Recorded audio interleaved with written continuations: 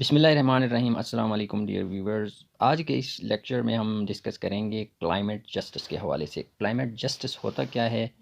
तो dear viewers, climate justice basically कहा जाता है putting equity and human rights. ठीक है, ह्यूमन राइट्स और equity at the core of decision making and action on climate change. जब आप डिसीजन मेकिंग करते हैं और एक्शंस लेते हैं क्लाइमेट चेंज के हवाले से, उस टाइम पे आपने केयर करना है about the equity and human rights related to the climate change. ठीक है, इसका एक एस्पेक्ट ये है क्लाइमेट जस्टिस का, रिलेट करता है जो अनइक्वल हिस्टोरिकल रिस्पॉन्सिबिलिटी है, जो कि तमाम कंट्रीज़ इसको बेयर कर रहे होते हैं क्लाइमेट क्राइसिस के हवाले से स्पेशली। ठीक है, फिर जो कंसेप्ट जो है, ये जो कंसेप्ट सजेस्ट करता है कि तमाम कंट्रीज़ और इंडस्ट्रीज़ और बिजनेसेस जो कि वेल्थी हो गए हैं, यानी कि रिच हैं from activities that emitted the most green house gas emissions. ठीक है, जो डेवलप्ड कंट्रीज़ हैं, इन अदर वर्ड्स की जो कि ज़्यादा green house gas emissions emit कर रहे होते हैं,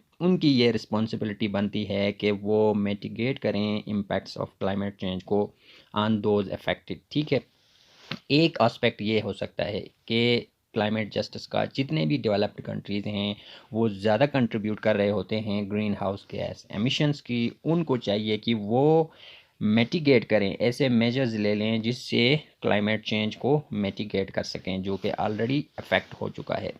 पर्टिकुलरली इसमें बात की गई है जो मोस्ट वल्नरेबल कंट्रीज़ हैं और कम्युनिटीज़ हैं, जो ज़्यादा इफेक्टिव हैं, जो कि ज़्यादा वल्नरेबल हैं, जिनको ज़्यादा रिस्क है, वो जो है आफन जो है क्या करते हैं, that have contributed least to the crisis. ठीक है, क्योंकि क्लाइमेट के जो क्राइसिस हैं उनमें ये जो कम्युनिटीज़ हैं, वल्नरेबल कम्युनिटीज़ हैं या डेवलपिंग कंट्रीज़ हैं, उनकी कंट्रीब्यूशन कम से कम है। यहाँ तक कि जो सेम कंट्री के अंदर जो है बिकॉज ऑफ स्ट्रक्चरल इनइक्वालिटीज़, ठीक है, स्ट्रक्चरल इनइक्वालिटीज़ जिसमें बेस्ड ऑन रेस की बुनियाद पे, फिर एथिसिनिटी की वजह से, जेंडर और फिर सोशो इकोनॉमिक स्टेटस की वजह से भी ये रिस्पॉन्सिबिलिटीज़ जो हैं क्लाइमेट चेंज को एड्रेस करने में, फिर साथ साथ need to be divided fairly. ठीक है, उनको फेयरली जो है इसको डिवाइड करना है विद द बिगेस्ट रिस्पॉन्सिबिलिटी।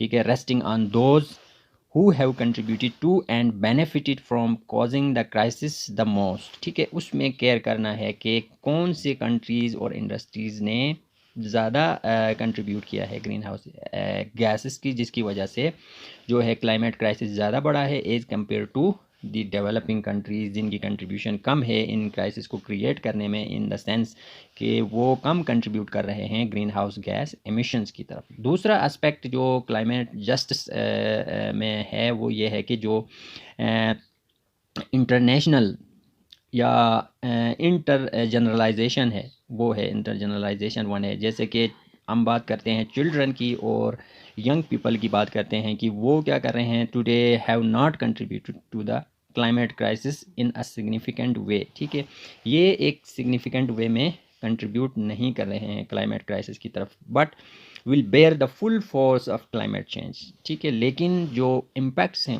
उनसे जो है ये ज़्यादा अफेक्ट हो रहे हैं as they advance through life. Because their human rights are threatened by the decisions of previous generations, they must have a central role in all climate decision making and action. क्योंकि जो previous generation हैं उनकी वजह से जो है, उनके bad decision की वजह से ये जो है अफेक्ट हो रहे हैं